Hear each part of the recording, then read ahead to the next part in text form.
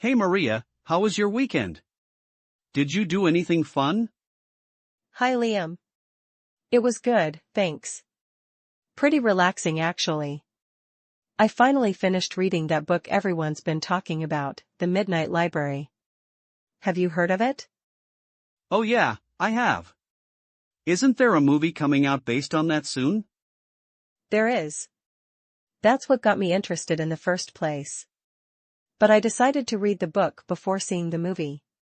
What about you? Did you watch any good films recently? Actually, yeah. I watched Dune last night. The special effects were incredible. Dune.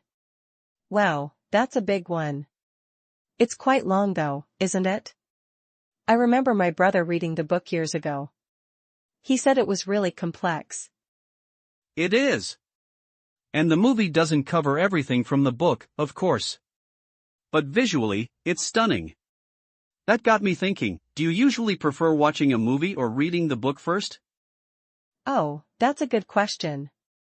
Usually the book. I think you get so much more detail and inner thoughts when you read. With a movie, they have to show everything, and sometimes things get lost in translation. I see what you mean. Movies are limited by time. They can't include every single little thing from the story. But sometimes that's a good thing, right? It keeps it moving. Maybe.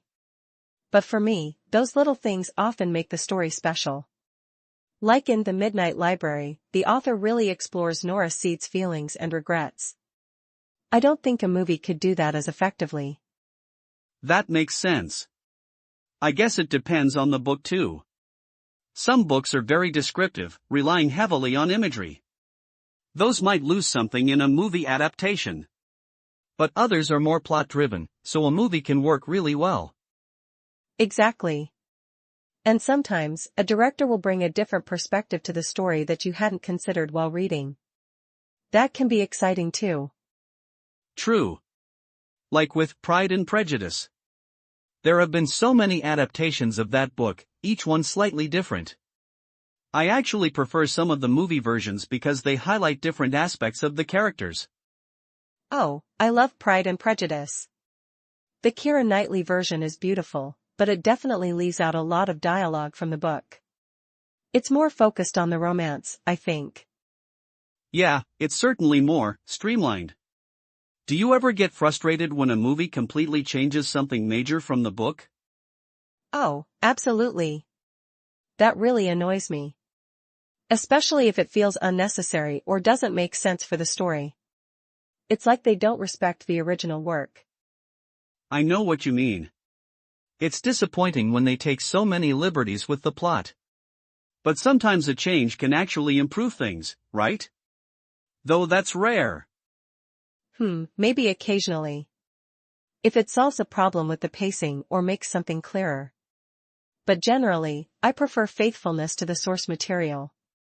What about you? Do changes bother you as much? They do, but I try not to let it ruin the movie for me. I see them as separate entities, almost. Like an interpretation of the book rather than a direct copy. That's a good way to look at it. So, if you enjoyed Dune even though it wasn't exactly like the book, does that mean you think movies can sometimes be better than books? Whoa, hold on. I wouldn't go that far. But they can offer a different kind of enjoyment. A movie is more immersive, the music, the visuals, it's a totally different experience. That's fair. And let's be honest, sometimes you just don't have the time to read a really long book. A movie is much quicker. Exactly. I struggle to find enough hours in the day as it is. So movies are a good compromise. Plus, going to the cinema is fun, a social activity. That's true. Reading can be quite solitary. Although, I do enjoy book clubs where you can discuss the story with others. Book clubs sound great. Maybe I should join one. It would probably motivate me to read more. Do you think reading helps with your imagination? Definitely. When you're reading, you have to create the images in your head. The author gives you descriptions, but it's up to you to visualize everything. Movies do that for you. That's a really good point. It's like, books require more active participation from the reader. You have to work at it a little bit more. I think so. And that effort can be really rewarding. When you finish a book, you feel like you've actually built something in your mind. I get that feeling sometimes with video games too, when you're creating a character or exploring a world. Maybe it's just the satisfaction of completing a journey. That probably applies to both books and movies. It's about getting lost in a story and connecting with the characters. So, if The Midnight Library is being made into a movie, are you planning on seeing it? Even though you've read the book? Yes, definitely. I'm curious to see how they interpret it. But I'll probably be comparing it constantly to the book in my head. It's a habit of mine. Ha ha.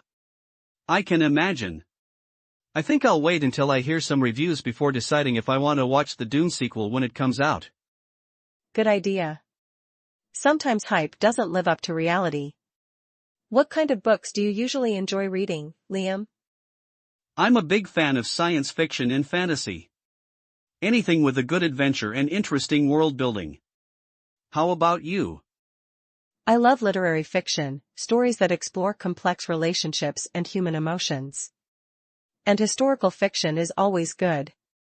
Oh, I've been meaning to get into more historical fiction. Do you have any recommendations? Definitely. The Nightingale by Kristen Hanna is amazing. It's set in France during World War II. Really moving story. That sounds interesting. I'll add it to my list. Maybe we could even read it together and discuss it? Like a mini book club, just the two of us. I would love that. That's a great idea. We can compare notes on how we imagine the characters and settings. Perfect. It'll be fun to see if our interpretations are similar. So, books or movies, it seems like there are pros and cons to both. Absolutely. I think they offer different experiences, and ultimately, it just comes down to personal preference. They can even complement each other, reading the book then watching the movie, or vice versa. Exactly. It's not really about which one is better, but about enjoying a good story in whatever format you prefer. Well said, Liam. I think we've had a pretty thorough discussion about that. Definitely. And now I feel like reading a book or watching a movie. Maybe both? Haha. You can never have too much storytelling in your life.